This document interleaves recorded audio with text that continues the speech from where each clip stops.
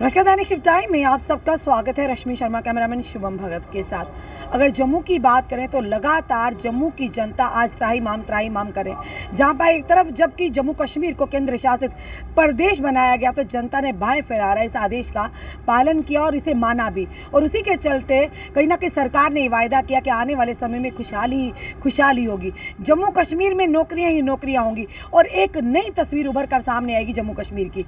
पर लगातार अगर बात करें टोल टैक्स, वाटर टैक्स, बिजली का टैक्स दे रही है और अब प्रॉपर्टी टैक्स, यानी जिस घर में आप रहते हैं उसका भी टैक्स लिया जाएगा। और जब भारतीय जनता पार्टी के नेताओं से हम पूछते हैं तो कहते हैं बाकी यूटीज में तो लगा हुआ है तो जम्मू कश्मीर में क्यों ना लगे हो। अगर जम्मू कश्मीर की बेहतरी या डेवलपमेंट करनी है तो कहीं ना कहीं ये कर देना ही होगा। चलिए इसी विषय में बात करने हमारे साथ जुड़ चुके हैं नम्रता शर्मा, जो कि आम आदमी पार्टी की स्पोक्स पर्सन है। इनसे जानते हैं इस आदेश को किस तरह से लेते हैं। नम्रता जी, इस आदेश को आप किस तरह से लेती हैं? हम इसका कड़ा विरोध करते हैं और हम ये मानते हैं कि जम्मू कश्मीर की अभी परिस्थितियां ऐसी नहीं है कि वो इस तरह के कोई टैक्स दे सके। जिस दौर से पिछले 3 दशकों से जम्मू कश्मीर गुजरा है, बड़ा दर्दनाक रहा है। जिस आतंक का दौर जम्मू कश्मीर ने देखा है शायद किसी और स्टेट ने नहीं देखा। जिस तरह से यहाँ पाकिस्तान और चाइना हमेशा हमें तंग करता रहा और जिन परिस्थितियों से मेरा युवा, मेरा बुजुर्ग और मेरे यहाँ लोग गुजरे हैं, जिन महिलाएं गुजरी हैं जिस पीड़ा से, वो किसी और स्टेट ने नहीं देखा है। सबसे पहले तो जब 2019 पे इन्होंने यहाँ से हमारा स्पेशल स्टेटस ले लिया, 370 तोड़ी, तो इन्होंने कहा कि जिन चीज़ों से आज तक महरूम रहा जम्मू कश्मीर वो इन्हें मिला। आप देखिए ना, मिला। हमें टेररिज्म जम्मू में भी मिला, हमें आज रजौरी के अंदर टारगेट किलिंग मिली, हिंदू परिवारों पे उनका कत्ल हुआ। आज हमें मिला, हमें टैक्सों की मार मिली, हमें टोल टैक्स मिला, हमें जीएसटी कॉम्प्लिकेटेड मिला, हमें पानी पे टैक्स मिला, हमें बिजली के नाम पे स्मार्ट मीटर्स और स्मार्ट चीट मिली, हमें और एक और चीट मिली अभी जो हमें प्रॉपर्टी टैक्स के नाम पे मिली। हमें युवा बेरोजगार मिला। पिछले इतने दशकों में इन्होंने कोई रोजगार नहीं दिया, जो पिछले 8 सालों से भारतीय जनता पार्टी केंद्र में है। और जम्मू कश्मीर के क्राइम रेट की अगर बात करें तो क्राइम रेट बढ़ा जम्मू कश्मीर के अंदर यूटी बनने के बाद। जिस तरह से इन्होंने कहा था कि जम्मू कश्मीर जो है यहाँ विकास की लहर दौड़ेगी, विकास हुआ लेकिन सिर्फ भाजपा का विकास हुआ। उनका बहुत अच्छा यहाँ पे कार्यालय बना, लेकिन आम जनता की अगर मैं बात करूँ, आज जनता जिस त्राहिमाम कर रही है, आप ही ने कहा, जिस तरह से प्रताड़ित किया जा रहा है भारतीय जनता पार्टी केंद्र में जो बैठी है, हमारे यहाँ पे शासन चला रही है, इस तरह से ये दशक जम्मू कश्मीर ने कभी नहीं देखा। कहा जाता था कि जम्मू कश्मीर में धारा 370 और 35 एक रोड़ा है कि उस रोड़े को जब हटाएंगे तो ये सारी जो सुविधाएं हमारे जम्मू कश्मीर के लोगों को मिलेगी। और वहीं दूसरी तरफ कश्मीरी नेता कहते थे कि अगर जम्मू कश्मीर को जो यूटी में कन्वर्ट किया गया तो सबसे ज़्यादा नुकसान जो जम्मू वासियों को होगा। ये इस बात में कितनी सच्चाई है? देखिए, जम्मू कश्मीर ने कभी नहीं मांग करी थी कि हमें यूटी बना दिया जाए, कभी डिमांड नहीं करी थी। हमारी तो प्रिंसली स्टेट थी और one of the biggest state थी पूरे देश के अंदर। लोगों ने ढोल लगाने तो बचाए थे ना। इकलौती ऐसी स्टेट थी, वो भारतीय जनता पार्टी के कुछ चुनिंदा नेताओं ने बचाए थे। देखिए, जम्मू कश्मीर इकलौती ऐसी स्टेट थी जहां अंग्रेज भी राज नहीं कर पाए थे, गोरे अंग्रेज भी राज नहीं कर पाए थे, लेकिन ये उसमें कामयाब हो गई, ये जो भारतीय जनता पार्टी के अंग्रेज हैं, कि यहाँ पे केंद्र से इन्होंने कहा, क्योंकि यहाँ पे आप देखिए जिस तरह से अंग्रेज आए थे ना एक मंशा लेके कि हमने सोने की चिड़िया को लूटना है, जम्मू कश्मीर से भी ये वही नियत लेके आए हैं। हम यहाँ कैसे मिनरल माफिया को पनपा सकें, हम यहाँ किस तरह से लिकर माफिया को पनपा सकें, हम यहाँ किस तरह से अब ये जो प्रॉपर्टी टैक्स के नाम पे, और अब लिथियम भी आ गया, अब उसको कैसे लूट के ले जा सकें। तो यहाँ उन्होंने सिर्फ यहाँ के लोगों को सिर्फ उन्होंने टैक्स लेने का एक साधन बना रखा है। आज जो टैक्स टेरर जो हमारे लोगों के अंदर नजर आ रहा है, ये भारतीय जनता पार्टी की देन है। आज महंगाई किस दर पे पहुंच चुकी है, खाने की चीज़ों पे रोक नहीं है, प्राइस हाई को रखे। और आप देखिए, खाने का तेल जो 70 रुपये मिलता था 210 का है, पेट्रोल डीजल की कीमतों को आग लगी है। गैस की कीमत को देख लीजिए, 450 का था तो स्मृति ईरानी और मोदी जी महंगाई करके सत्ता में आए। वही हम आपसे बात करें कि जब जहाँ पर ये पार्टियां जो सियासी हैं, जब ये विपक्ष में होती तो बड़ा ही जोरों शोरों के साथ उन चीज़ों को अपोज करती है। जब ये सत्ता पक्ष में होती, ये अगर हम मिसाल लें दिल्ली की, जब वाइन जो एक्साइज पॉलिसी को लाया गया तो स्मृति ईरानी सड़कों पर उतरी क्योंकि वहाँ पर ही अपोजिशन में थे, तो लगातार प्रदर्शन किया। अगर जनवरी 2022 की बात करें कि नहीं खुलने देंगे वाइन शॉप्स, तो वहीं अगर जम्मू की बात करें तो इन्होंने हर गुरुद्वारे के बाद ईरानी जी हैं जो रोज अपना प्याज और टमाटर गले में डाल के सड़कों पे उतरती थी जब 450 का सिलेंडर था। उन्होंने मनमोहन सिंह जी को चूड़ियां भी भेजी थी। आज जब पुलवामा अटैक होता है, कोई चूड़ियां नहीं भेजी जाती नरेंद्र मोदी जी को। आज जब डुंगरी में टारगेट किलिंग की जाती है और हिंदू परिवारों का कत्ल होता है, तब कोई चूड़ियाँ नहीं भेजी जाती नरेंद्र मोदी जी को। तो ये जो दोगली नीति है भारतीय जनता पार्टी की, आज स्पष्ट होकर आती है सामने।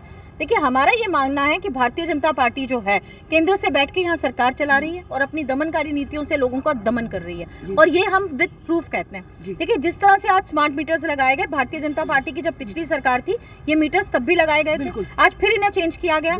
आज जिस तरह से स्मार्ट लूट जम्मू कश्मीर में मचाई जा रही है स्मार्ट सिटी के नाम पे, हमारी गांधीनगर की सड़कों के ऊपर सड़कें बिछाई जा रही हैं, जहाँ सड़क की सही जरूरत है वहाँ आज भी सड़क नहीं। कहा जा रहा है कि डेवलपमेंट पानी लोगों को पीने का अर्बन एरिया में प्रोवाइड नहीं कर पाती है ये सरकार। बिजली के लंबे लंबे कट्स दिए जाते हैं।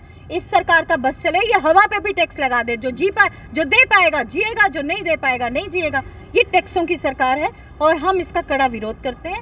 ये प्रॉपर्टी टैक्स, आम आदमी पार्टी ये मानती है कि हम ऐसा कोई टैक्स जम्मू कश्मीर पे नहीं लगने देंगे। किस तरह से आप इस आदेश के खिलाफ आवाज उठाएंगी नम्रता जी? देखिए, हम हर वो लोकतांत्रिक तरीका अपनाएंगे, चाहे वो सड़कों पे उतरना हो, चाहे मीडिया के माध्यम से अपनी बात रखना हो, चाहे एलजी साहब का घेराव करना हो। देखिए, ऑन मॉरल ग्राउंड्स जब ये लिस्टें क्रैश हो रही हैं एक के बाद एक, और युवा बेरोजगार और हताश है, जब ये टारगेट किलिंग हो रही है, रिजर्व कैटेगरी वाले अलग बैठे हैं, आप लोगों को सुरक्षा प्रदान नहीं कर सकते, आप मॉरल ग्राउंड्स पे एलजी साहब आपको रिजाइन करना चाहिए और घर यहाँ पर भाजपा वर्सेस एलजी आज हम देख रहे हैं। देखिए, जिस तरह आज एक विडंबना की स्थिति है और बड़ी दयनीय परिस्थितियां में बना के रख दिया है जम्मू कश्मीर की जो भाजपा की इकाई है।